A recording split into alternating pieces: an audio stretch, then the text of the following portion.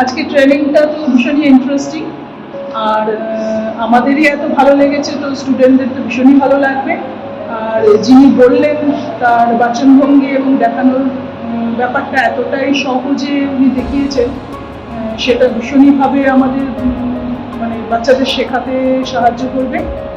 আর একটা যদি সাজেশন থাকে তাহলে বলবো যে কয়েকটা যদি এর সাথে জিওগ্রাফি মডেলও ঢোকানো যায় তাহলে বোধহয় ব্যাপারটা সর্বাঙ্গীনভাবে আরও ইন্টারেস্টিং হবে।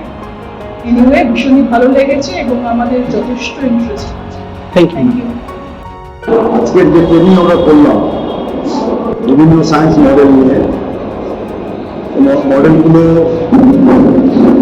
সত্যি ভালো, এবং ক্লাসে বাচ্চাদেরকে যদি এই মডেল দিয়ে বিজ্ঞান এবং অঙ্ক এই বিষয়গুলো শেখানো যায় তাহলে বিজ্ঞানের প্রতি বাচ্চাদের নিশ্চিতভাবে আর আগ্রহ বাড়বে।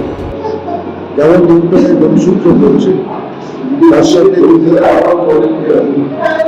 ব্যবহারিক প্রয়োগ হিসেবে প্রথম গতিসূত্রের জাগ্রতা এবং দ্বিতীয় গতিসূত্রের যে ক্রিয়া প্রতিক্রিয়া, এইগুলো এই মডেলের মাধ্যমে আর অন্যান্য বিভিন্ন যে মডেলগুলো আছে প্রত্যেকটি মডেল হচ্ছে তাদের শিক্ষার ক্ষেত্রে নিশ্চিতভাবে অগ্রগতি ঘটানো শুরু নয়, তাদের বিজ্ঞান বিষয়ে আগ্রহ বাড়ে বাচ্চাদের, এটা আমরা নিশ্চিত করে আজকে বলছি।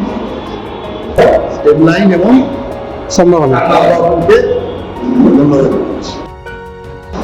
আজকে আমরা যে ট্রেনিং করলাম মিনি সায়েন্স ল্যাবরেটরিতে, আমার মনে হয় যে যে মডেলগুলো সেগুলো যথেষ্ট উন্নত মানের, এবং আমাদের ছাত্রদের জন্য সেই মডেলগুলো নিয়ে যদি তাদের আমরা দেখাই বা সেটা তাদের পক্ষে আর কি যথেষ্ট তাদের বিজ্ঞানের যে প্রতি আগ্রহ সেটা যথেষ্ট বৃদ্ধি করবে বলে আমার মনে হয়।